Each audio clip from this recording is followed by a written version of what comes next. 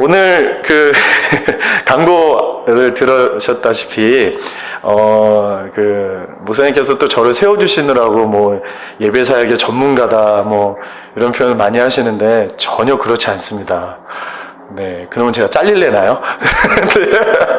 네, 제가 이제 찬양을 너무 좋아하고, 그쪽으로 이렇게 하나님께서 많이 인도를 해주셔서, 하나님을 예배하고 찬양하는 모임과 단체에 많이 이렇게 몸담게 됐었고, 또 사모에서 그쪽 훈련들을 좀 많이 받긴 했습니다. 그런데 지금도 참 예배가 어렵고 쉽지 않은 게 있는 것 같습니다. 네, 그렇지만 부족하지만 제가 배웠던 것들, 또 제가 찬양과 예배를 드리면서 경험했던 하나님, 또 역사하셨던 일하시는 하나님의 놀라운 일들을 좀 나누기 원하고요. 또 성경 안에서 우리가 하고 있는 이 찬양이 무엇이라고 말하고 있는지를 여러분들과 한번 우리 2주 동안 이렇게 세미나식으로 한번 나눠보도록 하겠습니다. 네. 근데 세미나는요, 여러분들이 많이 도와주셔야 돼요. 네. 그래서, 질문하면 대답도 잘 해주시고요. 네. 좀 실수해도 기도 속으로 많이 해주시고. 좋을 것 같습니다. 오늘 교재가 3장이나 되는데요. 그 교재는 요번 주와 다음 주까지 보는 교재입니다. 그래서 오늘 다 볼 교재는 아니니까요. 걱정하지 마시고요. 여러분들 이 세미나를 하는 또 목사님께서 말씀하신 이유가 있습니다. 그것이 무엇이냐면, 여러분들 한번 생각해 보세요. 여러분들 각 교회마다 예배의 순서가 다 달라요. 다 다릅니다. 여러분들 제가 좀 질문하고 싶은데, 예배가 무엇이라고 생각하십니까? 네. 역시 목사님의 마음을 알겠어요. 대답하기 좀 어려우시죠? 예배에 대한 자기만의 가치와 주장들이 다 있습니다. 그리고 너무 놀라운 사실은, 여러분, 우리만 예배를 드리는 걸까요? 세상 사람들이 다 예배를 드릴까요? 네, 여러분들 세상 사람들이 예배를 다 드립니다. 불교 같은 경우는 예배라고 안 하고 예불이라고 하죠. 그렇죠? 그리고 이슬람 사람들, 힌두교 사람들, 종교를 가지고 있는 사람들이 예배를 드리고요. 종교를 가지고 있지 않은 사람들도 예배를 합니다. 무엇을 예배할까요? 자기 자신을 예배합니다. 네, 종교를 믿지 않는 사람들은 믿는 구석이 있는 거예요. 자기 자신을 믿고 있거든요. 그리고 참 놀라운 사실은, 여러분들 선교사님들이 오지에 많이 이렇게 선교하러 가시잖아요. 제가 단체에 있었던 예수전도단이라는 선교단체에 있었는데, 거기서 선교사님들이 아프리카나 이제 정말로 문명이 있지 않은 오지 같은 데 이렇게 들어가셔서 선교하시는 경우가 있어요. 헬기 타고. 도로가 없는 거예요. 지금 이제 많이 발전이 됐는데, 예전에는 그런 길들이 많았거든요. 그래서 거기까지 들어가시고 가다 보면 사람들이 옷도 하나도 안 입고 있고, 그리고 벌레 많이 잡아먹고 있고, 우리가 TV를 통해서 근래 많이 봤지만, 불과 얼마 전만 해도 그건 너무 끔찍하고 신기한 일이었거든요. 근데 놀라운 사실은, 거기에 들어가면 그들이 누구도 가르쳐주지 않았고, 언어가 있지도 않는 부족들이 있는데, 그들이 예배를 하고 있더라는 것입니다. 무언가를 만들어 놓고요, 섬기고 있고, 거기다 대고 계속 절을 하고 있고, 그리고 부족들의 추장들은 다 신적인 샤먼을 갖고 있어요. 샤머니즘이라는 뜻이 이제 중재자라는 뜻이잖아요. 무당이라는 뜻. 하나님 신과 사람의 중간에 있는 역할들을 해주는 사람. 이런 표현인데, 그런 샤머니즘에 다 이렇게 있다라는 거죠. 그래서 저희들이 또, 저희 민족 가운데도 그런 게 있었죠. 토테미즘이라 그래가지고, 여러분들 옛날에 저희 볏집, 이렇게, 무슨 집이라 그러죠? 볏단 올려서 지은 거. 초가집에 옛날에 구렁이 살았잖아요. 저희 할머니가, 제가 증조 할머니랑 되게 친하게 지냈거든요. 그래서 할머니가 그런 얘기 많이 해주셨어요. 저희 외가가 좀 되게 장수하세요. 그래서 저희 어른들이 다 90 넘어서 돌아가세요. 왜 빨리 천국 안 보내주시고 이렇게 오래 이 힘든 세상에 살게 하시는지 모르겠는데, 맨날 어른들이 그 얘기를 하셨거든요. 근데 초가집에 구렁이를 섬겼다 그러더라고요. 내쫓지 않고. 그래서 쥐 같은 거, 새 같은 거 잡아다 갖다 주고, 그게 악기를 어떻게 한다고요? 네, 쫓아준다고. 근데 여러분들, 구렁이가 애기를 그렇게 잘 죽였어요. 물진 않았대요. 물진 않았는데 너무 크니까 좀 작은 닭, 개 이런 것들, 그리고 사람, 애기들을 이렇게 감싸가지고 질식해서 죽이는 일들이 있었대요. 그럼에도 그거를 섬기고 예배하는 일이 있었다는 것이에요. 네. 여러분들 그걸 이제 토테미즘이라고 그러는데 그게 무엇이냐면 내가 너를 섬겨줄 테니까 어떤 무서운 존재가 있잖아요. 그래서 예를 들면 이집트에도 이렇게 코브라 이렇게 그렇죠? 그 모든 왕들이 파라오들이 코브라 왕관을 쓰고 있지 않습니까? 왜냐하면 그 이집트에 있는 코브라에 물리면 1분 안에 즉사하거든요. 그러니까 너무 끔찍한 거죠. 대단하고 또 물리면 약도 없어요. 그러니까 완전 죽음과 지옥과 같은 존재인 거죠. 그러다 보니까 그것을 섬기는 거죠. 그걸 섬기는 이유가 뭐예요? 내가 너를 섬겨줄 테니까 나를 어떻게 해줘? 해치지 마, 보호해줘 이런 것이죠. 네. 근데 이게 참 아이러니한 거죠. 다른 어떤 문제들이 일어남에도 불구하고 나만 보호해주면 된다라는 생각. 그리고 어떤 신에 대한 그 샤먼과 토테미즘의 문제가 뭐냐면 그 신에 대해서 하나님에 대한 연영에서 어떤 마음으로 섬기는 거예요? 기쁨으로, 감사함으로, 구원에 대한 감격으로 섬기는 것이 아니라 두려움으로 섬긴다는 것이죠. 여러분들 그것은 많은 사람들이 그렇게 예배를 드리고 있다는 것을 우리가 알 수 있는데 정말로 어떤 것이 바른 예배인지에 대해서 한번 2주간 동안 같이 나눠봤으면 좋겠습니다. 여러분들을 제가 한번 질문하겠습니다. 여러분들이 예배 가운데 어떤 마음으로 예배를 드리고 계십니까? 혹시 목사님을 샤먼 삼아 목사님은 하나님한테 나보다는 좀 가까운 사람이니까 목사님한테 잘하고 제가 큰 교회에서 사역했는데 그렇게 선물을 많이 주더라고요. 뭐 그렇게 많이 챙겨줘요. 잘하고. 그게 뭐냐면 이런 생각이 좀 있으신 거예요. 근데 그분이 너무 잘해서 감사했는데 놀라운 일이 있었어요. 그분이 점을 보러 가시는 걸 제가 소문을 통해서 알게 되는 경우가 있었어요. 너무 가슴이 아프고 답답했는데 그분한테 목회자와 사역자들은 하나님과 자기 앞에 가운데서 무당 역할을 하는 샤머니즘의 하나였다라는 것이죠. 그리고 또 여러분들도 하나님 앞에 나아가는 데 있어서 이 자리 가운데 정말로 구원을 허락해 주신 그 구원의 감격과 기쁨으로 이 자리에 계십니까? 아니면 어떤 두려움 때문에 내가 예배 안 드리면 큰일 날까 봐, 예배 빠지면 하나님한테 저주받을까 봐, 사고 당할까 봐 이런 마음으로 또 있지 않으십니까? 그런 마음으로 예배를 안 빠지는 것이 아니죠.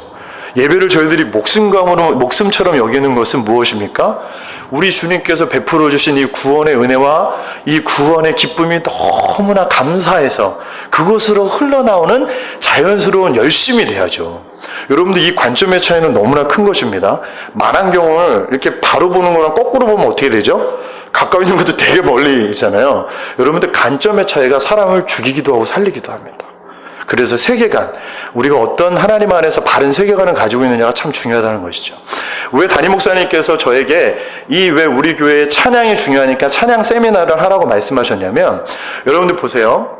저희들이 예배 가운데 하나님을 찬양하면서 처음 시작하는 이유가 있습니다. 그것은 샤머니즘도 아니고 두려움으로 하나님 앞에 나아가는 토테미즘도 아니고요. 그것은 무엇이냐면 하나님께서 예배 가운데 나오려면 하나님께 감사함으로 나오라고 성경에 써 있거든요. 오늘 그걸 제가 구절을 다 찾아드렸거든요. 원래는 제가 그거 보시면 이제 말씀들 잔뜩 있는데 성경을 하나도 안 썼었어요. 근데 찾아드리면 좋을 것 같아가지고 이렇게 다 썼는데 그거 하느라고 되게 오래 걸렸습니다. 그래서 이거 잘 보관하시면 두고두고 좀 도움이 되실 거예요. 여러분들 뭐라 그러셨냐면 하나님이 감사함으로 하나님께 나오라 그랬어요. 하나님을 찬양함으로 하나님 앞에 나오라 그랬어요. 죄인이든 의인이든 네가 부족하든 실수했든 안 했든 그것과 상관없이 너희가 내 앞에 나올 때는 기쁨으로 두려워하지 말고 억눌리지 말고, 우리 목사님 자주 하시는 표현 뭐죠? 철판을 좀 깔고 그래도 된다는 거야. 그게 인간적으로 어이없음과 말도 안 돼, 어떻게 그렇게 비인격적으로 나올 수 있어, 그게 아니고요. 왜 그렇게 하시냐면 하나님은 우리의 예배를 받으시는 게 아니고요, 예수님의 예배를 받으시는 거예요. 내가 그리스도와 함께 십자가에 못 박혔나니 그런즉 이제는 내가 산 것이다 죽은 것이다? 내가 죽은 것이다 라는 표현이거든요. 예수를 믿는다는 건 무엇이냐면요, 내 의로, 나의 어떤 착함으로, 나의 열심으로 나가는 게 아니래요. 맞지요? 예수님께 하나님께 예배드릴 수 있는 가장 중요한 이유, 가장 먼저 되는 이유는 뭐라고요? 바로 예수님 때문에 나갈 수 있는 것이에요. 그래서 그가 내 안에 계시대요.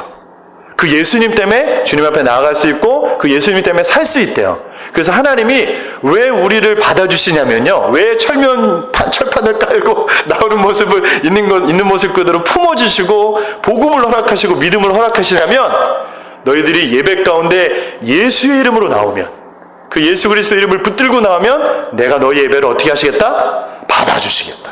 아멘이십니까? 아멘. 여러분들 조금 풀리세요. 아멘. 여러분 이거 되게 중요합니다. 제가 사실은 이 3월이즘과 토테미즘으로 제가 한 4시간 정도 강의하거든요. 근데 지금 제가 한 10분 정도 말씀드렸는데 거기에 매여 있는 사람들이 되게 많아요. 특히 우리 장로님은 안 그러신데 그 장로님들, 권사님들 중에 많으십니다. 네, 근데 정말 하나님 말씀을 바로 이렇게 세우신 분들은 안 그러시지만 정말 오랫동안 신앙생활을 했음에도 하나님을 두려움으로 예배하는 경우들이 너무 많다는 것이에요. 하나님 그 예배 받지 않으십니다. 그 예배 받으실 수 없어요. 왜? 내 의로 나오니까. 그것이 아니라 누구의 의로?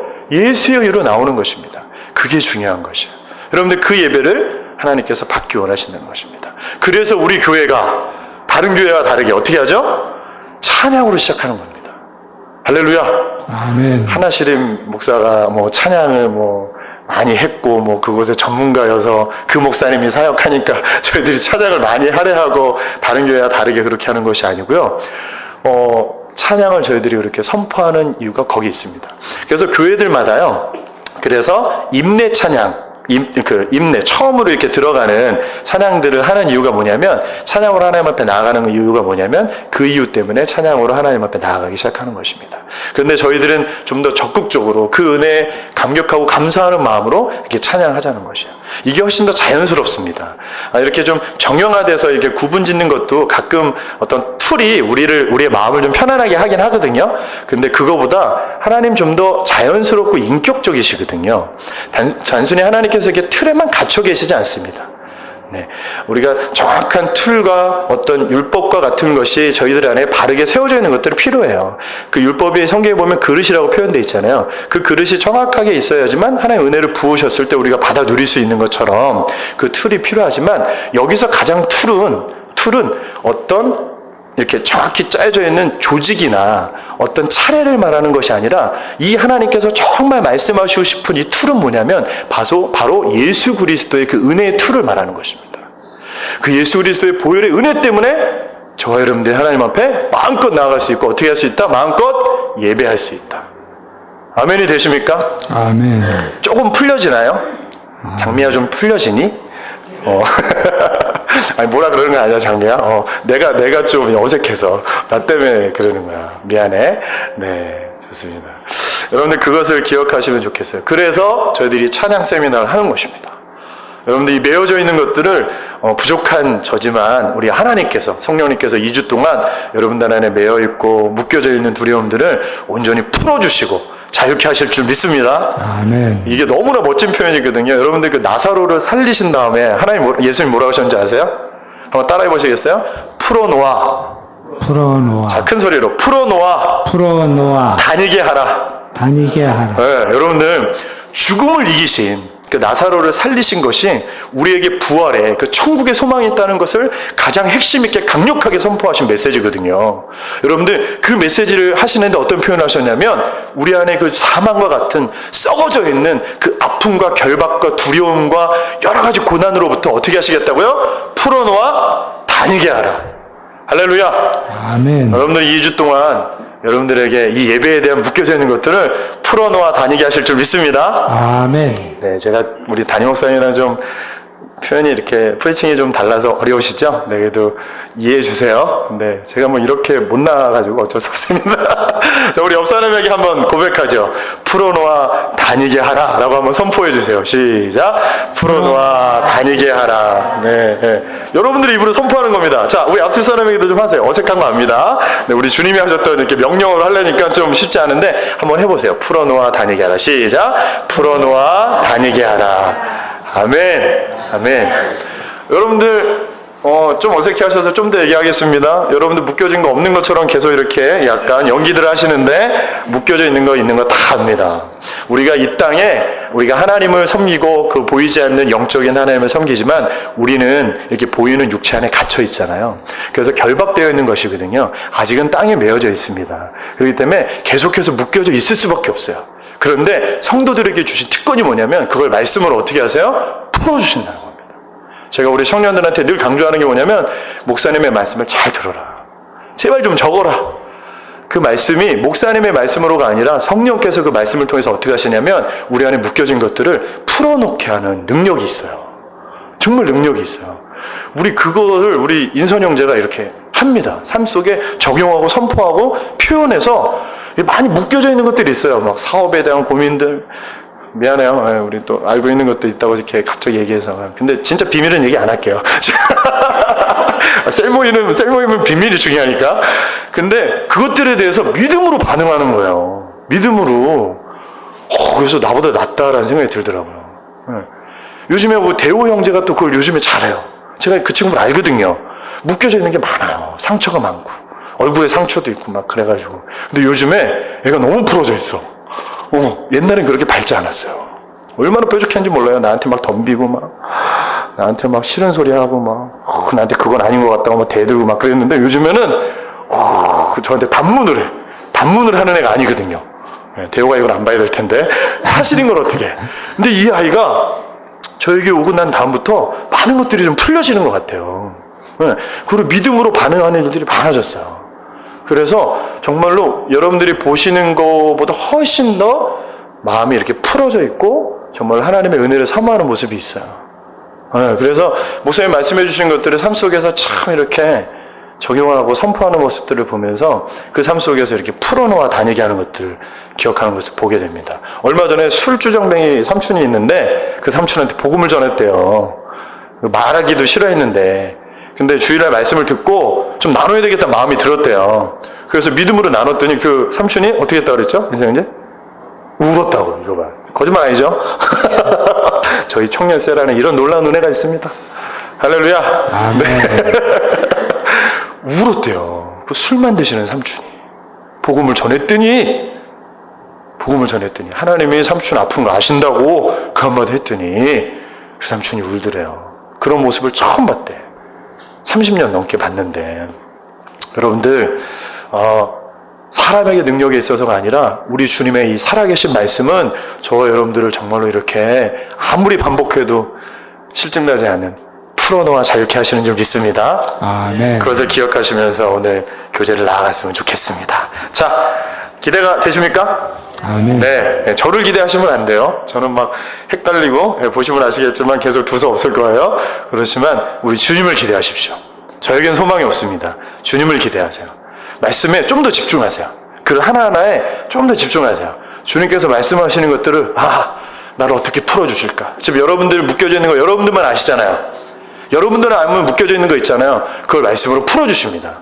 제가 푸는 게 아니라 하나님께서 여러분들의 묶여져 있는 것들을 만지실 거예요. 저는 그걸 믿습니다. 우리 그 성령님을 기대하시면서 나아갔으면 좋겠습니다. 자, 우리 글을 제가 좀 오늘 제가 알고 있는 예배에 대한 어떤 찬양과 경배에 대한 세미나에 대해서 제가 많이 이렇게 자료도 있고 책도 많이 있는데 요번 한번 이 세미나 제가 준비하면서 한번 이렇게 한 10줄 정도로 한번 요약해 봤어요. 조금 이렇게 함축돼 있어서 좀 표현이 조금 낯서실 수 있는데요. 그래도 한번 요번 저희들이 2주 동안 나누게 될 게 무엇인지 한번 기억하시면서 읽었으면 좋겠습니다. 우리 함께 찬양과 경배는 읽겠습니다. 시작. 찬양과 경배는 하나님과의 전인적인 사랑의 관계이고 그 관계 속에서 이 땅을 향한 하나님의 뜻을 알게 되며 그 뜻을 이루어 드리는 사명을 낳게 된다. 이 사명은 순종하는 예수님의 제자들을 통해 새 생명을 낳는다. 그 생명들이 예배자가 되어 하나님의 사랑을 알게 될 때 새 생명을 낳는 사명을 위해 자신의 삶을 십자가의 예수님처럼 거룩한 산 제물로 자신을 드리게 된다. 이것이 바로 예배에서 선교 사명으로 선교에서 예배로 돌아가는 하나님 나라의 확장 사이클이다. 이 사이클의 중심축은 사랑이다. 예배의 DNA 역시 사랑이다. 예배 회복의 본질은 사랑 회복이며 이것이 삶으로 옮겨지지 않는 한 기독교의 생명력은 위기를 맞으며 본질을 벗어난 값싼 종교로 전락하게 된다. 우리가 찬양하는 사랑은 인본주의적인 사랑이 아닌 세상이 알 수도 없고 할 수도 없는 사랑이신 예수 그리스도 안에서 성령의 도우심으로 하나님께 찬양하는 것이다. 조금 어렵죠? 네. 근데 여러분들 어려워하실 거 전혀 없고요. 이제 전체적인 주제를 이렇게 함축하다 보니까 조금 말이 함축적인 단어들 때문에 조금 이렇게 어렵게 느껴질 수 있는데 전혀 그런 게 아니고요. 여러분들 이것을 한 2주 정도 듣고 나시면 여기서 우리가 경험되어지고 알게 되는 것이 있습니다. 여기서 기억할 단어를 한번 동그라미 치면요. 사랑이란 단어가 보이시면 한번 동그라미 쳐보시고요. 그 다음에 생명, 새 생명을 낳는다 이런 표현이 있죠. 생명들이 사랑과 생명, 그 다음에 거룩함이라는 표현이 있죠. 네, 거룩함. 네. 그것에 한번 동그라미 치시면 좋을 것 같습니다. 네. 요 3가지만 기억하시면 됩니다. 사실은 제가 여러 가지 이렇게 도전이 됐던 그 찬양과 예배 세미나의 여러 가지 책들을 제가 이렇게 사실은 이렇게 가져다가 짜집기 하고 요약한 내용이에요. 그런데 여러분들, 우리가 하나님을 찬양하는 데 있어서 찬양에 대한 여러 가지 실제적인 방법에 대해서 제가 여기다 쭉 요약을 해놓은 거거든요. 근데 우리가 이렇게 하나님을 온전히 찬양하기 위해서 저희들이 꼭 기억해야 될 몇 가지 이렇게 메시지들이 있습니다. 그 메시지들을 저희가 매주 듣고 있긴 해요. 왜냐하면 그 메시지 때문에, 매주 듣는 그 말씀들 때문에 하나님을 찬양하고 예배할 수 있는 것이거든요. 어제도 계셨고 오늘도 계시고 다시 오실 분, 이렇게 과거, 미래, 현재에 대한 하나님, 이 하나님의 전체적인 역사의 주권자로서의 표현이거든요. 이 표현이 가장 많이 나오는 데가 어디냐면요, 바로 요한계시록입니다. 요한계시록이에요. 거기 보면 이 표현이 너무나 가득하게 표현되어 있어요. 주님께서 여러 가지 상황과 삶 속에서 역사하시고 임재하고 계시다는 표현을 하고 있는 것이에요. 여러분들, 그냥 이것이 아직은 별로 감동이 안 되죠. 근데 제가 이것을 한번 감동되게 여러분들에게 한번 설명해 보겠습니다. 여러분들, 저를 좀 보셔도 좋을 것 같고요. 네, 이제 교재니까. 네. 쓰셔도 좋습니다. 편안하게 하세요. 여러분들, 이 표현이 제가 어느 성경에 많이 들어있다 그랬죠? 요한계시록. 네.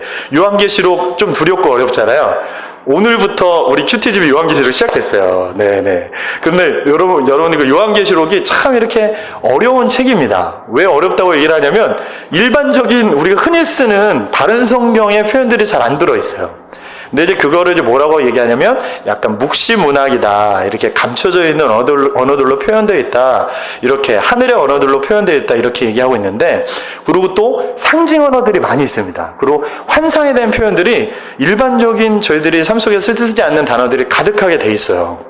근데 그러다 보니까 되게 어려워하고 힘들어하는 표현들이 있어요. 다니엘서도 그런 표현이 좀 있거든요. 그런데 여러분들, 거기에 그렇게 많이 표현되어 있는 표현 중에 제가 아까 말씀드렸다시피 어제도 계시고 오늘도 계시고 장차 오실 분, 현재, 미래, 과거에 계셨던 그 하나님의 속성에 대해서 계속해서 반복적으로 표현한 이유가 있어요. 그것이 무엇이냐면요, 여러분들 기독교인들이 예전에 많이 박해받았던 얘기 들으셨습니까? 네, 저희 나라도 기독교인들이 참 수모를 많이 당했어요. 일제시대 때, 제가 어렸을 때 성극이라 그러잖아요. 성극, 이제 중고등학교, 초등학교 때, 이제 성극 같은 거 많이 하는데, 어떤 성극을 했었냐면, 저는 군중 1이었어요. 네, 군중 1. 여러 가지 역할이 있었는데, 스토리가 뭐였냐면, 이제 예배를 드리고 있는 일제시대 때 교회가 있는 거예요. 그래서 목사님 있고, 그리고 성도님들 계시고, 애기들도 있고. 그런데 갑자기 일본군들이 쳐들어와가지고, 막 윽박 지르면서, 예수 믿지 말라고 협박을 하는 내용이에요. 그래서 마지막 클라이막스가 뭐냐면, 예수님의 얼굴에 침을 뱉으면, 사진에 침을 뱉으면 내가 살려주고, 그렇지 않으면 죽이겠다고, 이렇게 하는 표현이에요.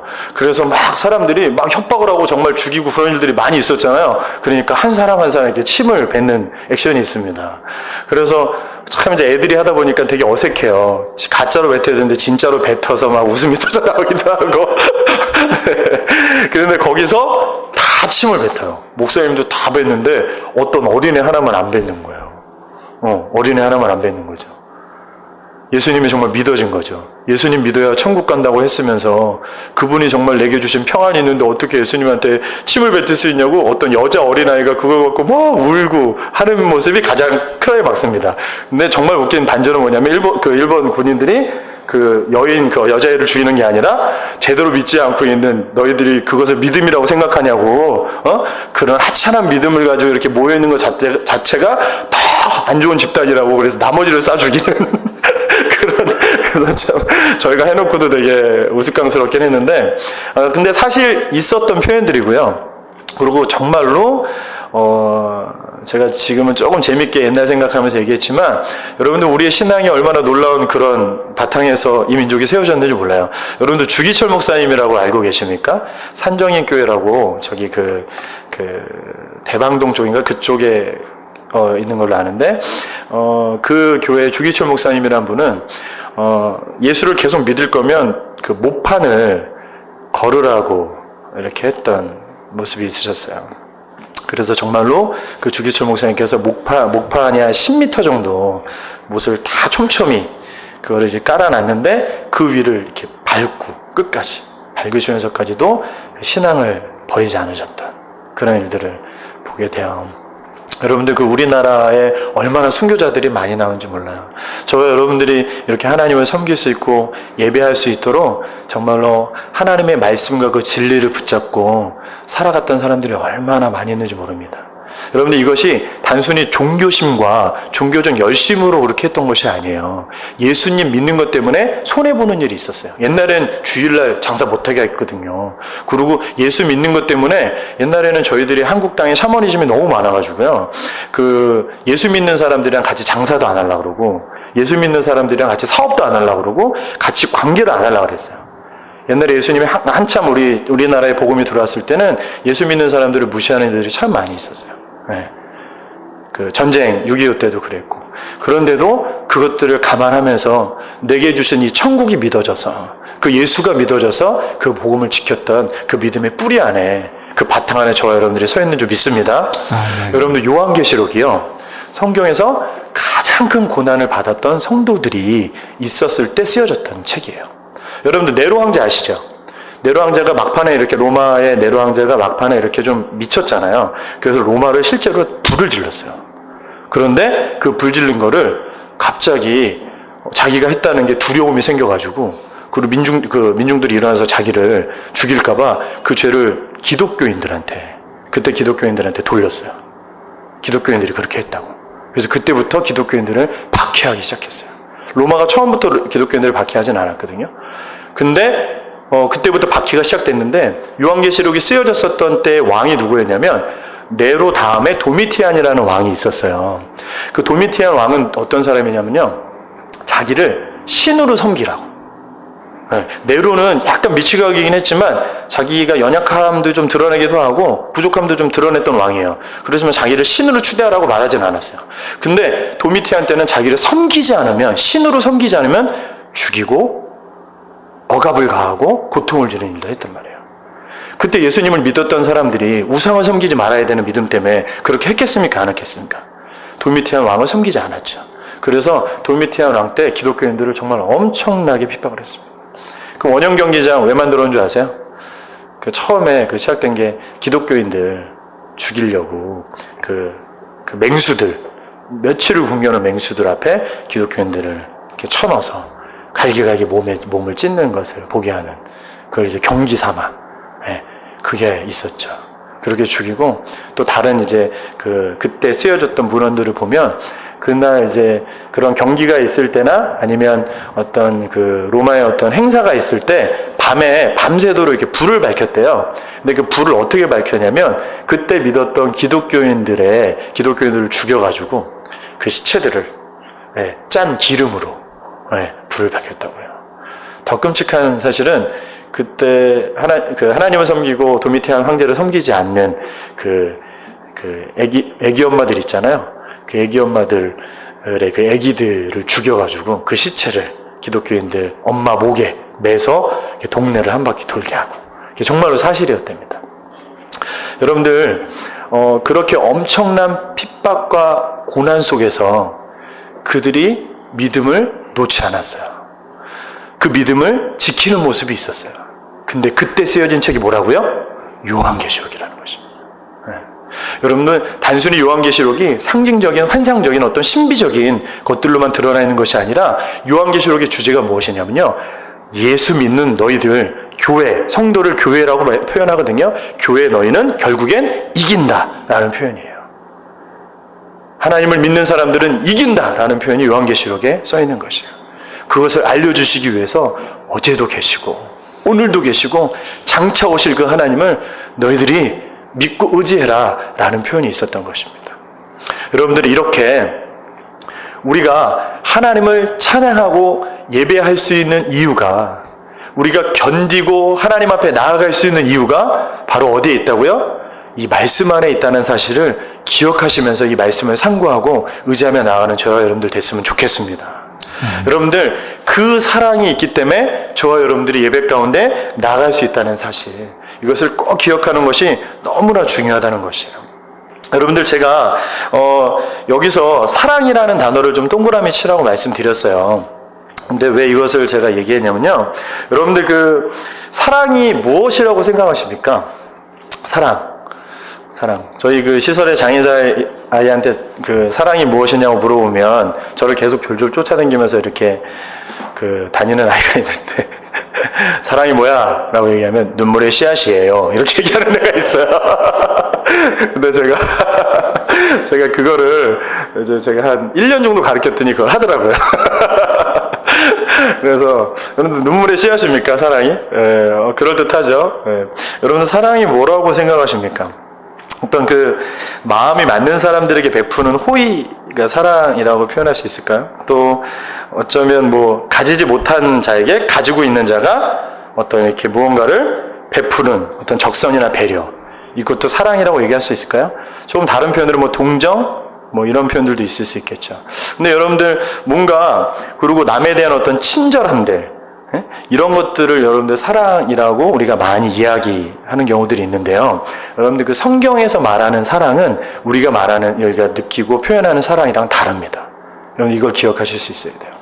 여러분들 그것이 무엇이냐면, 여러분들 성경에서 우리 인생 가운데서 이렇게 사랑한다, 그리고 내가 널 사랑해, 내가 널 좋아해, 라는 어떤 사랑에 대한 표현들을 쓰는 모습들을 보면 대부분 어떤 표현들을 하냐면 사실은 다 이유가 있어요.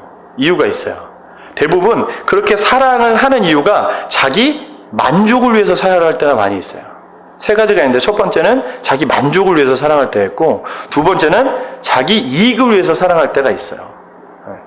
그리고 어떤 책에 이렇게 표현이 돼 있더라고요. 자기의 확장으로서 사랑하는 경우가 많다. 여러분들 대부분 그 젊은 친구들 사랑하는 거 보면 뭔가 다 줄 것처럼 뭔가 이렇게 막 뜨겁게 불타오르고도 사랑을 하지만 사실은 기브앤테이크가 많아요. 내가 이만큼 해줬으니까 너도 나한테 이만큼 해줘야 돼. 처음에는 막 뭐 별 그 형용사 어구들을 다 쓰면서 여러 가지 친절한 말들을 이야기하지만 사실은 깊은 그 마음속에 자기가 얻고자 하는 무언가가 있어요. 무언가 엄청나게 사랑하는 것 같지만 자기가 그것으로 얻어지는 평안과 만족감이 있기 때문에 우리는 사랑하게 된다라고 표현할 수 있는 것이죠. 내 만족을 위해서 그렇게 할 때가 있다는 것이에요. 또 자기의 이익을 위해서 사랑을 하는 경우들이 참 많아요. 내가 누군가에게 이 사랑을 베푸면 내게 좋은 일이 생기겠지. 내가 누군가에게 사랑을 줌으로써 자기 마음에 갖는 평안함, 이것도 뭐예요? 자기의 만족인 것이죠.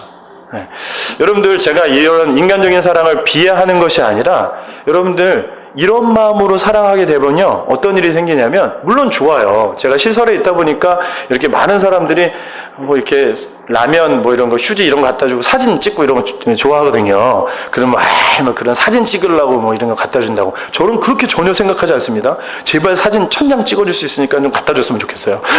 얼마든지 생각보다 별로 없어요. 왜냐면 그분들의 섬김과 희생 너무 멋지잖아요. 좋아요. 그런데 제가 여러분들과 나누고 싶은 것이 무엇이냐면, 여러분들 이것이 좀 조심해야 될 게 뭐냐면, 그냥 내가 많이 가지고 있기 때문에 누군가에게 준다, 적선하고 어떤 호의를 베푸고 친절을 한다는 게 뭐냐면 그게 잘못 사랑이 되면 비교가 될 수 있어요. 비교 우위를 누리는 어떤 가치가 될 수 있다는 것이죠. 너는 없으니까, 너는 불행하고 너는 가진 게 없어. 그것을 또 죄라고 생각하는 사람도 있어요. 이렇게 생각하는 차이와 비교 우위를 누리는 잘못된 선입견을 가질 수도 있다는 것입니다. 그러면 그것은 우리를 온전히 만족하게 할 수 있는 사랑이 될 수가 없는 것이죠. 자, 마지막으로 자기의 확장으로서의 사랑이 있습니다. 무엇이 있을까요? 여러분들 그 사랑하면 자식 사랑이 최고 아니겠어요? 그렇죠? 예. 자식은 여러분들 이제 여기서 결혼 안 하신 분들은 모르겠지만 결혼을 꼭 하고 아기를 꼭 낳아야 됩니다. 네. 제가 2마리 낳아서 얼마나 이런 마음을 자식있게 할 수 있는지. 근데 제가 자식을 키우면서 우리 어르신들도 여러분들도 다 느끼겠지만 이 아이가 가끔 어떨 때가 있냐면 나일 때가 있죠. 그렇죠? 얘가 난 거예요. 얘의 자랑이 누구의 자랑이죠? 내 자랑이 되고요. 얘의 만족이 나의 만족이 되는 거예요. 네. 얘가 잘 되면 내가 좋고 얘가 못 되면 내가 안 좋은 거예요. 좋아요. 자식이니까. 근데 여러분들 이게 끔찍한 문제로 이룰 수 있어요. 나의 확장으로서의 사랑으로만 생각하다 보면 이 아이가 나를 공격하면 어떻게 될까요? 그거는 세상 어떤 걸로도 해결이 안 되는 거예요. 그 아픔과 처절함은 그쵸? 저도 느끼거든요. 이 조그만 애들 보면서. 근데 우리 어르신들 얼마나 많이 느끼셨어요? 그쵸? 그게 왜 그렇습니까? 정말 그 사랑이 온전한 것이라면 내가 안 아파야죠. 주는 것으로 만족해야죠. 그쵸? 근데 이것처럼 우리가 인간이 행할 수 있는 사랑이 이렇게 뭐가 있다? 한계가 있다는 것입니다. 제가 이 부분을 제가 사랑학개론을 여러분들이랑 나누고 싶은 것이 아니라 저희들이 그 하나님의 사랑을 찬양한다면서요. 그 하나님의 놀라우신 사랑을 높여드리고 소리를 높여서 우리가 막 뛰면서 박수치면서 열심으로 높이고 찬양하고 경배한다면서요. 근데 고작 그 사랑이 나의 만족과 나의 이익과 나의 확장으로서의 사랑이면 수틀리거나 내가 만족이 없거나 내가 이익이 없으면 그 하나님 계속 찬양하고 사랑할 수 있습니까? 없습니까? 없게 되는 것이죠. 성경이 말하고 있는 사랑은 그 사랑이 아닌 것이에요. 여러분들 그게 성경이 말하고 있는 사랑이라고 얘기하면 다른 종교는 더 잘한단 말이에요. 여러분들 얼마나 잘하는지 몰라요. 여러분들 불교인들이 정말 어마어마하게 사랑을 표현합니다. 왠지 아세요? 천주교인들이 어마어마하게 사랑을 표현해요. 왜냐하면 그걸로 구원을 얻어요. 그것 때문에 그 행위로 얻는단 말이에요. 천주교는요, 그런 마음으로 헌금을 하면 지옥 갈 사람이 죽었는데 지옥 갈 사람이 연옥에 있다가 천국으로 다시 올라간대. 그래서 옛날에 500년 전에 면제부 팔았잖아요. 이거 너 돈 주고 이거 사면. 네. 여러분들 그런 교리들이 엄청난 돈의 이익을 위한 타락으로 썩어짐으로 그렇게 결국엔 드러나잖아요. 그래서 루터와 칼빈이 종교 개혁을 일으킨 거잖아요. 그래서 우리 기독교가 일어나는 것입니다. 그런데 참 놀라운 사실은 이 기독교라고 하는 곳에 얼마나 사랑의 썩어짐들이 많이 있습니까? 난리도 아니죠. 요즘에 또 이제 매스미디어가 너무 발달하다 보니까 뭐 장난 아니죠. 인터넷에 뭐 요즘 목사라는 사실 숨기고 싶어요. 근데 이순신이 아무에게도 나의 죽음을 알리지 말라 이것처럼 아무에게도 내가 목사라는 사실 알리지 마라. 그래서 요즘에는 제가 사회복지사거든요. 제가 자격증이 있어요. 그래서 어디 가서 목사라고 얘기 안 하고 복지사입니다 라는 얘기를 먼저 할 때가 있어요. 너무 부끄럽고 안타까운 일인데 왜 그럴까요? 기독교 안에서 그 사랑을 자기 이익, 자기 만족, 자기의 확장으로서만 인식하고 배웠기 때문이에요. 그러니까 찬양이 예배가 거기까지밖에 안 모르는 거예요. 그래서 보세요. 그렇게 예배 드리고 그 하나님의 사랑으로 사랑하고 예배하는 사람이 어떤 일이 생겨요? 수가 틀리니까. 서로 의견이 다르니까 어떻게 해요? 싸우죠. 말이 됩니까? 예수 그리스도의 피값줄을 쓰고 사셨다면서요. 교회 안에서 폭력을 저지르죠. 저희 삼촌이 다녔던 잠실 쪽에 아주 큰 교회 조폭들을 풀었더라고요. 저희 삼촌 겨우 교회에 보냈는데 그거 보고 교회 한 10년 안 나가셨잖아요. 다행히 요즘에 다시 나가세요. 네, 다시 나가셨네. 너무너무 안타깝더라고요. 어떻게 교회가 이럴 수 있냐고. 저한테 전화해가지고 막 10년 전에 네가 전도사는 나야 막 이러면서 막 술 먹고 전화하시더라고요. 할 말이 없더라고요.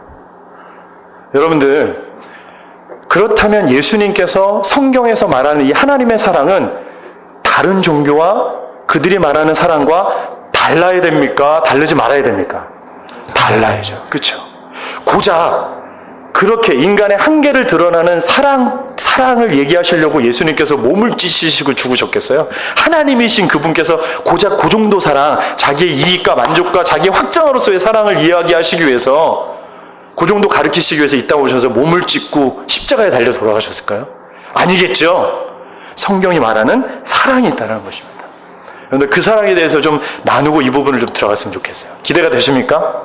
여러분들, 이 사랑에 대한 확증이 있으셔야 여러분들의 찬양이 흔들리지 않는 것입니다. 계속해서 여러분들이 하나님을 찬양하고 예배하는데 여러분들의 만족과 여러분들의 이익과 자기 확장으로서 예배하면 가끔 찬양하기 싫을 때 있죠. 하목사님이 박수 치면서 막 분위기는 띄우는데 절대 내 마음은 요동치 않을 때 있지 않습니까? 아닌 척 하시는데 제가 앞에서 다 보여요.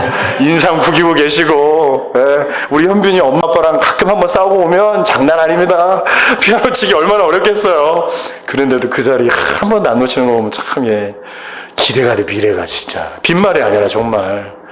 이게 대단하네요.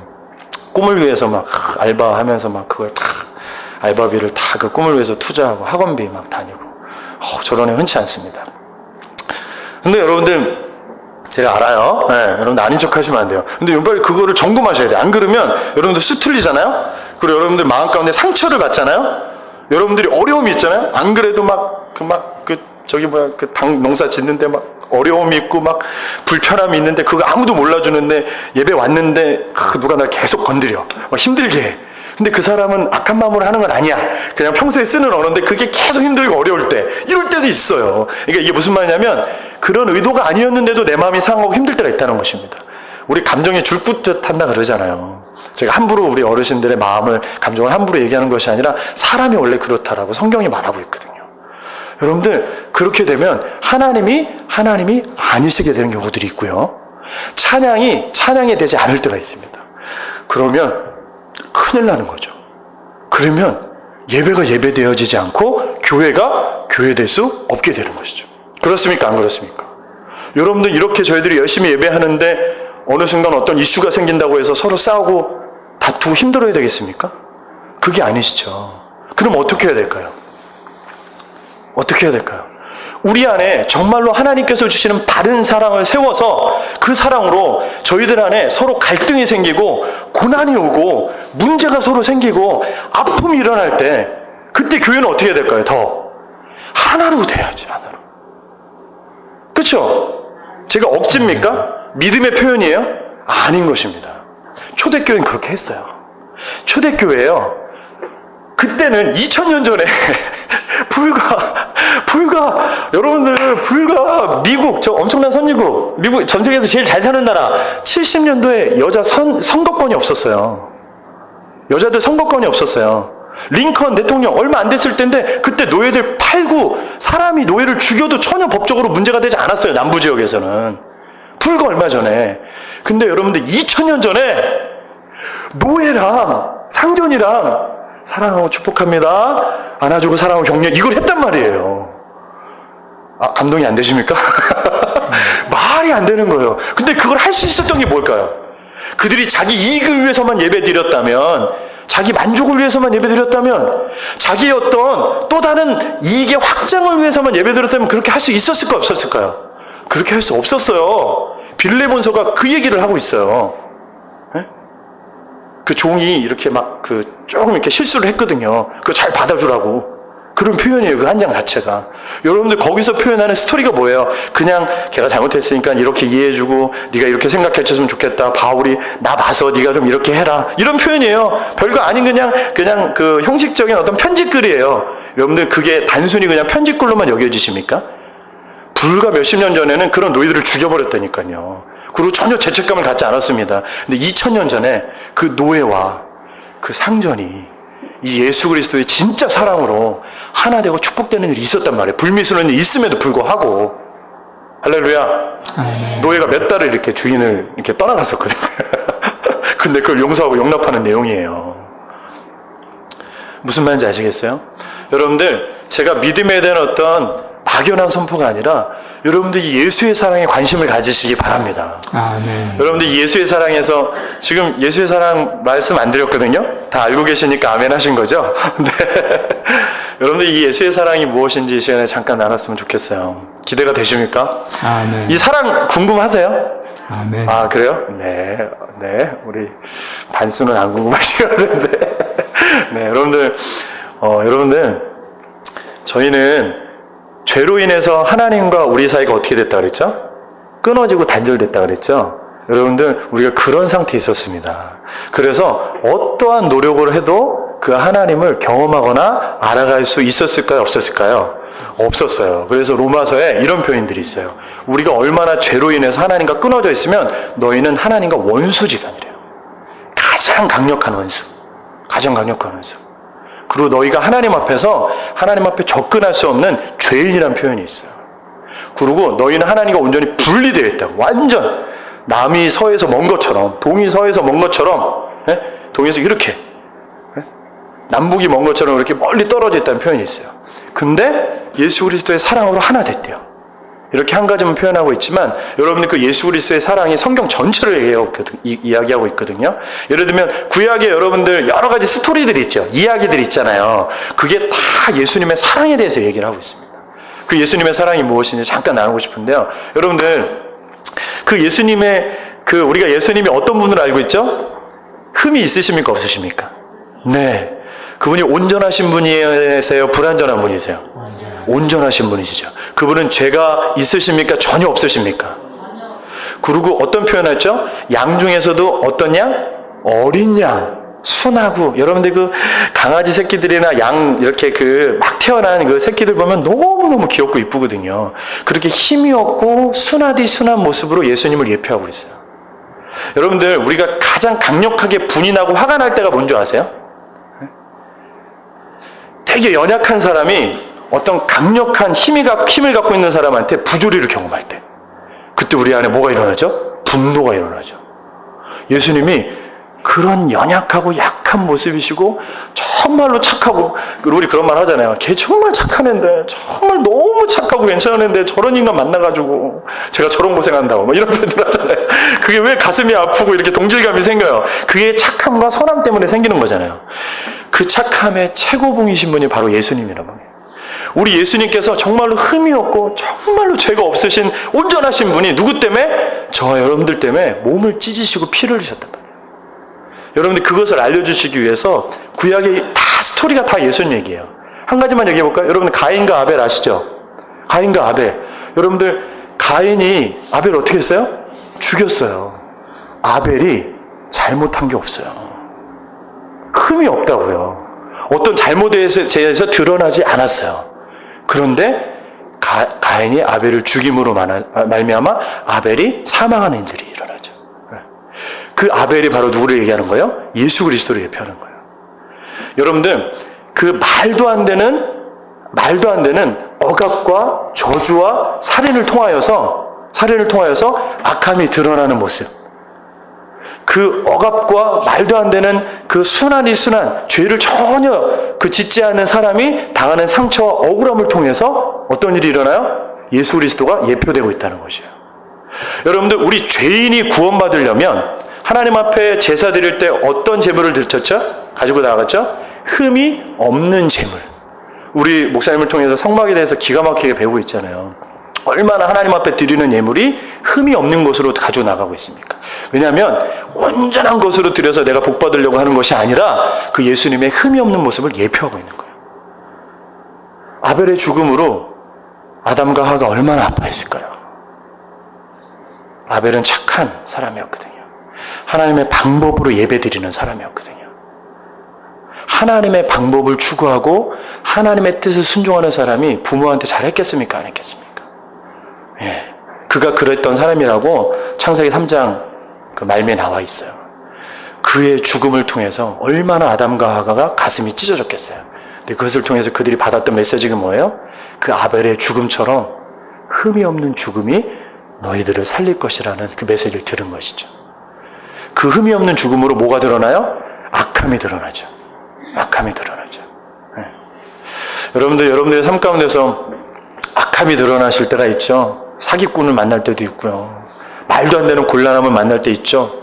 그것 때문에 너무나 억울하고 잠이 안 올 때가 있지 않습니까? 그럴 때 있으세요, 없으세요? 네, 있으시면. 저 있어요. 저도 있어요. 네, 저도 한 빚이 좀 있거든요. 근데 이제 뭐, 그 막연한 빚은 아니고, 이제 시설 이렇게 지으면서 곤란한 좀 상황이 있었는데, 하나님께서 또 이렇게 채워주시고, 벌써 반 이상 갚게 하셨어요. 큰 재정이었는데, 그런 일들이 있었어요.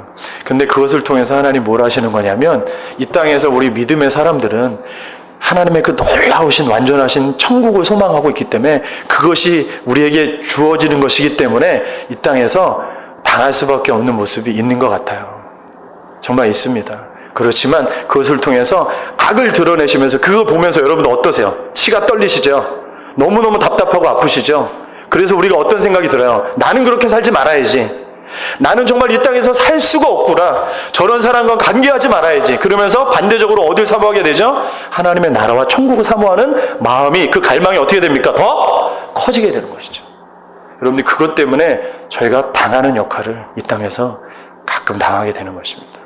두려워하지 마시고 그것을 통해서 하나님의 나라는 더 어떻게 됩니까? 경고케 되는 줄 믿습니다. 두려워하지 마세요. 걱정하지 마십시오. 막연히 제가 힘내세요라고 말하는 것이 아니라 저와 여러분들에게는 예수 그리스도를 통해서 허락되어진 그 온전한, 흔들리지 않는, 진동치 않는 하나님의 나라가 있다고 성경에 표현되어 있거든요. 그 나라가 저와 여러분들에게 있는 줄 믿습니다. 그거 붙들고 살면 하나님 다스려 주십니다. 이기게 하세요. 아멘. 아멘. 네, 좋습니다. 네. 여러분들, 그런 표현이 한 가지 더 있어요. 여러분들 우리야 아십니까? 우리야가 누구죠? 다윗이 큰 범죄를 저질렀죠. 근데 여기는 조금 안 좋은 딜레마가 하나 있어요. 다윗이라 하면 어떤 사람입니까? 하나님과 마음이 합한 자라는 엄청난 칭호를 들었던 사람이에요. 다윗이 얼마나 대단한 왕이고 민족들로부터 총을 받았냐면, 지금 이스라엘 국기 있죠? 그 별 하나 이렇게 크게 그려져 있잖아요. 그게 바로 다윗별입니다. 그 별의 이름이. 그만큼 다윗이 하나님 앞에 얼마나 대단한 사람이었는지를 지금도 이렇게 드러내고 있는 것이에요. 늘 하나님과 관계가 되게 깊이가 있었거든요. 근데 그가 어떤 짓을 하죠? 죄를 짓게 되죠. 밧세바를 너무나 입에 담기도 힘든 그 음란한 죄를 짓게 됩니다. 지금도 그런 죄 지면 큰일 나죠. 근데 어떻게 됩니까? 그 밧세바의 남편이었던 우리아를, 그 아기가 임신한 거를 위장하기 위해서 전쟁에서 한참 열심히 싸우고 있는데, 충성스럽게 싸우고 있는데, 그를 데려다가 하룻밤 자게 해서 그걸 무마하려고 하죠. 근데 여기서 놀라운 사실, 그 우리아가 어떻게 합니까? 왜 안 자요? 우리 집사님 정확히 알고 계시네. 거기서 엄청난 충성스러움을 보이죠. 내 부하들이 저 전쟁통에서 지금도 싸우고 있고, 지금 같이 온 애들이 저 뜰에서 집에도 못 가고 바깥에서 야영하고 자고 있는데 제가 어떻게 집에 가서 잘 수 있겠습니까? 그러면서 그날 밤 들어가서 자야 안 자요? 안 자고 바깥에서 자죠. 다윗이 더 악한 마음이 생기죠. 그래서 어떻게 합니까? 우리아를, 그렇죠, 가장 심한 전투 딱 간 다음에 우리아 있을 때 니네 뒤로 빠져. 그래서 혼자 장렬하게 전사하게 하죠. 여러분들, 이 우리아의 모습에서 예수님의 모습이 보이십니까? 흠이 없죠. 충성스러움이 드러나죠. 무슨 말씀인지 아시겠어요? 이렇게 구약의 여러 가지 스토리를 통해서 누가 예표되고 있다고요? 세상이 말하고 있는 사랑이 아닌, 세상 사람들은 인지할 수도 없고 할 수도 없는 사랑을 저와 여러분들에게 어떻게 하셨다고요? 보이시고 부으셨다는 것입니다. 할렐루야. 여러분들의 자기 이익, 자기 만족, 자기 확장으로서의 사랑으로 하나님 앞에 찬양하는 것 아닙니다. 그 사랑으로가 아니라 말도 안 되는, 사람의 말로는 표현할 수 없는 그 예수 그리스도의 사랑이 저와 여러분들에게 어떻게 됐다고요? 덮여졌다고요.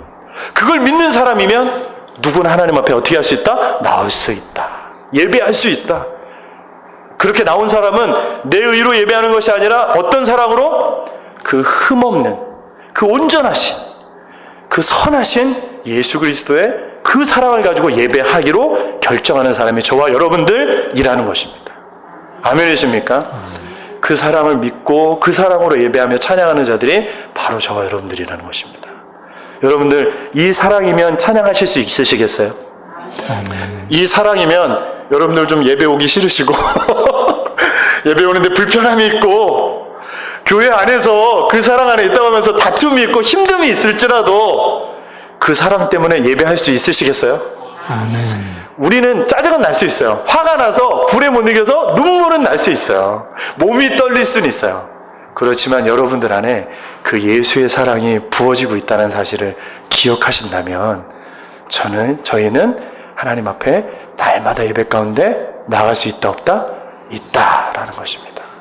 다윗을 왜 그렇게 어리석게 하셨냐면요, 여러분들 두 가지 기억했으면 좋겠어요. 죄가 그렇게 무서워요, 여러분.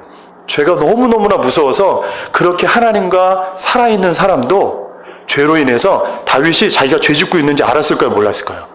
몰랐어요. 나단이 그 사람이 당신입니다라고 얘기했을 때, 양 많이 갖고 있는 사람이, 나단이 비유를 들었어요. 양 많이 갖고 있는 사람이 양 한 마리 갖고 있는 사람한테 그것을 자기의 손님이 왔는데 자기 양을 이렇게 대접한 게 아니라 그 가난하고 힘들게 살고 있는 그 사람, 그 처해 있는 사람이 양을 억지로 뺏어다가 그 양으로 대접했다는 거예요.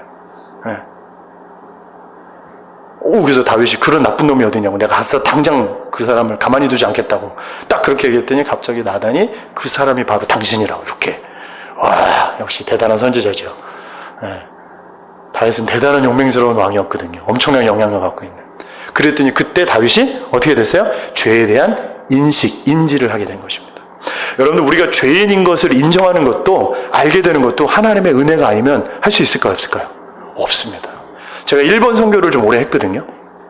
근데 전도하면, 저는 주로 가서 찬양을 했어요.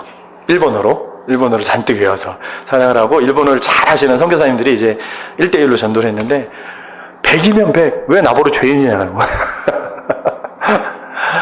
여러분들, 이 죄가 그만큼 무섭고 강력하기 때문에 하나님의 은혜가 아니고서는 뚫어질 수가 없는 것입니다. 그래서 그 죄의 무서움을 알게 하시려고 했고요. 다윗에게 또 왜 그런 부분들을 겪게 하셨냐면, 너에게도 누가 필요하다? 예수의 사랑이 필요하다. 너의 종교적인 열심, 너의 어떤 투철한 사명감, 너의 엄청난 물맷돌 잘 돌리고 막 나가서 골리앗도 쳐서 죽이는 용맹스러움, 그것으로 내가 너를 받고 인정하는 것이 아니라 진동치 않는 그 예수 그리스도의 사랑 때문에 내가 너를 받고 내 마음에 합한 자로 여기고 사랑하고 네가 구원을 받을 것이다 라고 표현하는 것입니다. 아멘이십니까? 여러분들, 우리가 예배 가운데 나아갈 때 그것이 필요한 것입니다. 여러분들, 우리가 이 부부관계 안에서 이 가정을 허락하신 이유가 있어요. 왜 허락하셨냐면요, 내 만족 얻으려고 나 행복하라고 결혼이라는 제도를 하나님이 허락하신 게 아니에요. 참 놀랍지 않아요? 성경이라는 것을 딱 쓰시는데, 그렇잖아요, 아담과 하와를 결혼시키시죠. 스토리가 첫 번째 나오는 주제와 스토리가 그거예요. 여러분들, 그냥 우리가 너무 많이 알고 있으니까 그냥 식상하시는 경우들이 있는데, 여러분들, 성경의 첫 번째 스토리가 그거라는 건 엄청난 메시지가 있는 것입니다. 하나님의 사랑을 보이시는 가장 강력한 메시지가 있는 것이에요. 그래서 저와 여러분들에게 그 결혼, 가정이라는 걸 허락하신 거거든요. 근데 그 속에서 인본주의적인 사랑, 자기 만족, 자기 이익, 자기 확장으로서의 사랑만 하면 어떻게 돼요? 내가 행복해하는 걸 나의 와이프가 행복해하지 않으면 어떻게 해요? 다투죠. 싸우죠. 언제 사랑했냐는 듯이 뒤돌아버리죠. 무슨 말인지 아시겠습니까? 왜 하나님께서 사랑의 하나님이신데 가정을 허락하시는 스토리를 허락하셨냐면, 여러분들, 우리가 많이 알고 있는 용서, 긍휼, 인내, 은혜, 그리고 성령의 9가지 열매들 많잖아요. 여러분들, 그것이 드러나려면 어떻게 해야 될까요? 용서를 드러내고 사용하려면 어떻게 해야 돼요? 용서할 건덕지가 있어야 되겠죠. 여러분들, 왜 우리 안에 이런 죄성들이 있고 예수님 안에 있으면서도 서로 마음이 안 맞는 것들이 있고, 정말 정말 이렇게 어떻게 버리고 싶은 마음들이 생기고, 그 사랑하는 가족 가운데서도 피부친데도 이 엄청난 사랑 안에 있는 교회 안에서도 왜 계속 그런 다툼이 있을까요? 왜 그럴까요? 그 하나님의 성품, 그 하나님의 사랑을 배우라고, 그 하나님께서 우리에게 보이셨던 그 용서를 너희들이 배워가라고, 하나님께서 우리를 향해서 갖고 계신 그 인내를 경험하라고. 제가 그 대학 다닐 때 모르는 사람으로부터 등록금을 2번이나 받았어요. 기가 막힌 일이죠.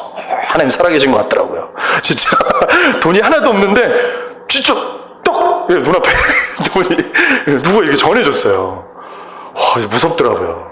네, 기도하는데 여러분들 이런 헌신, 나눔, 이것을 통해서 제가 하나님을 경험하듯이 나의 만족을 위해서가 아니라 하나님 나라의 그 놀라운 사랑의 확증을 통하여서 여러분들 그것을 여러분들이 누리시라고 저 여러분들에게 그것을 허락하시는 줄 믿습니다. 그렇다면 우리 안에 있는 고난들, 아픔들, 서로 다툼들, 분연들 그것이 그냥 막연한 상처만으로 남지 않을 수 있는 것입니다.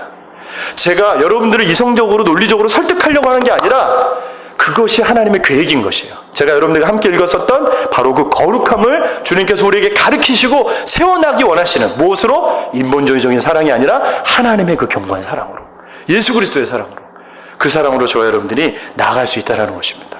아멘이십니까? 아멘. 네, 여러분들 그 사랑을 가지고 예배 가운데 나아가는 저 여러분들 됐으면 좋겠어요. 우리 오늘 그래도 조금은 하면 좋을 것 같아요. 다 마쳤고요. 조금만 하면 여러분들 우리 그렇게 찬양할 수 있는 여러 가지 이제 방법들과 이유들이 있거든요. 그것을 우리가 하나만 좀 보고 나아갔으면 좋겠어요. 우리 그 시편 149편을 우리 앞에 좀 띄워주시겠습니까? 네, 여러분들 이 말씀을 한번 다 같이 한 번만 읽어보도록 하겠습니다. 자, 함께 읽겠습니다. 시작. 할렐루야. 새 노래로 여호와께 노래하며 성도의 모임 가운데서 찬양할지어다. 이스라엘은 자기를 지으신 이로 말미암아 즐거워하며 시온의 주민은 그들의 왕으로 말미암아 즐거워할지어다. 춤추며 그의 이름을 찬양하며 소고와 수금으로 그를 찬양할지어다. 여호와께서는 자기 백성을 기뻐하시며 겸손한 자를 구원으로 아름답게 하심이로다. 성도들은 영광 중에 즐거워하며 그들의 침상에서 기쁨으로 노래할지어다. 그들의 입에는 하나님에 대한 찬양이 있고 그들의 손에는 두 날 가진 칼이 있도다. 이것으로 문 나라에 보수하며 민족들을 벌하며 그들의 왕들은 사슬로 그들의 기인은 철고랑으로 결박하고 기록한 팔견대로 그들에게 시행할지로다. 이런 영광은 그의 모든 성도에게 있도다. 할렐루야. 할렐루야. 아멘. 여러분들 이것을 통해서 말씀하고 계신 게 무엇이냐면요, 여러분들 찬양의 실제적인 방법에 대해서 성경에 써 있어요. 그것을 여러분들 하나씩 배워갈 거예요. 왜 우리가 손을 들면서 찬양하는지, 왜 우리가 박수를 치면서 찬양하는지, 왜 우리가 소리를 내서 찬양을 하고 춤을 추면서 찬양을 하는지, 우리가 기뻐 뛰며 찬양하는지, 그게 우리의 흥을 돋구기 위한 것이 아니라요, 지금 말씀드렸던 그 하나님의 놀라우신 은혜와 사랑, 성경에서 그 사랑을 표현하시고 있는 그 예수 그리스도의 예표, 그것을 통해서 그것이 온전히 저희들 안에 누림으로 말미암아 흘러나오는 액션들이 있다는 것입니다. 그게 다 뜻들이 있어요. 그것을 이번 주와 다음 주에 표현하고 알아갈 것입니다. 그래서 조금만 보면요, 여러분들 우리 그 찬양에 대한 동기유발이라고 써 있는 데 있죠? 거기 시편 149편 1절부터 9절 다윗의 찬송시라고 써 있는데 그 1번 한번 다 같이 읽어볼까요? 시작.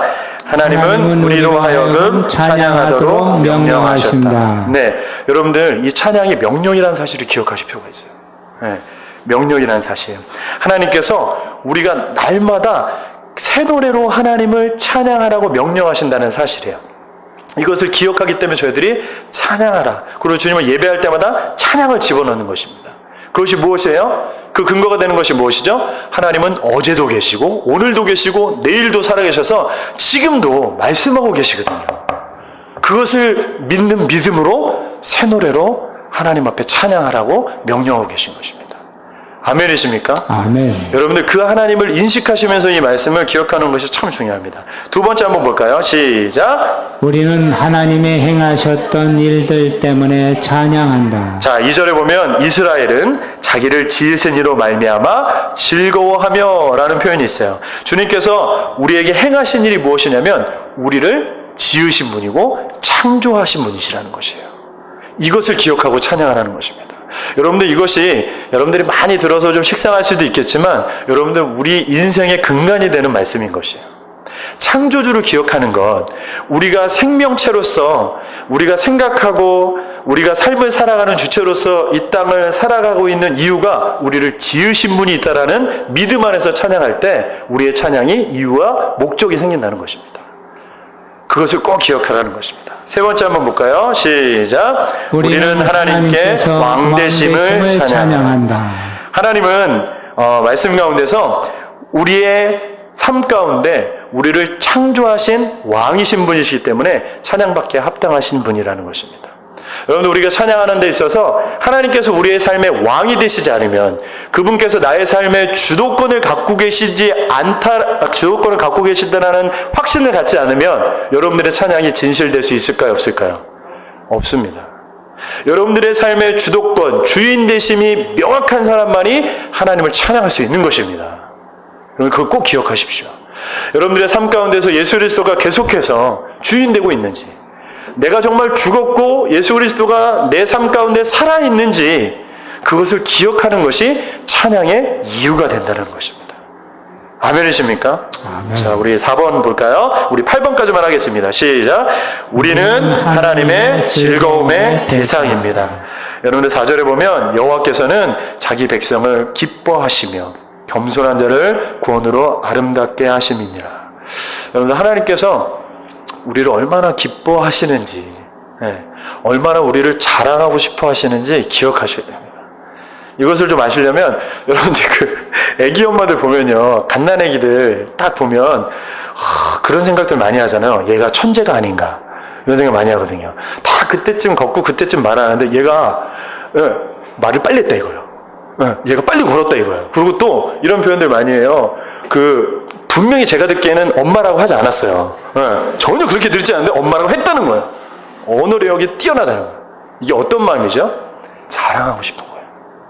내 자녀니까, 사랑하니까. 여러분들, 하나님께서 여러분들을 그만큼 자랑하고 싶어 하시고 기뻐하세요. 여러분들의 어떠한 때문이 아니에요. 이거 꼭 기억하셔야 돼요. 어떠한 때문이 아니라 여러분들이 내 새끼라는 거 하나, 내 자녀라는 거 하나 때문에, 예배 가운데 거하고 있다는 그 사실 하나 때문에 그 하나님께서, 이 전지전능하신 하나님께서 여러분들을 기뻐하고 있다는 사실을 기억하시기 바랍니다. 아멘. 여러분들, 그것을 좀 알아봐 주세요.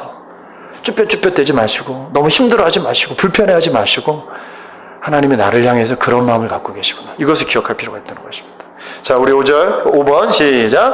우리는 우리를 이루어 가시는 하나님을 찬양한다. 여러분들, 우리가 왜 찬양해야 되냐면요, 여러분들 이 성경이 늘 그냥 형용사 어구로만 그냥 늘 듣던 대로 반복하고 있는 것 같지만 그렇지 않습니다.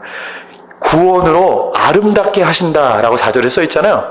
구원으로 아름답게 하신다. 여러분들을 계속해서 구원해 가고 계세요.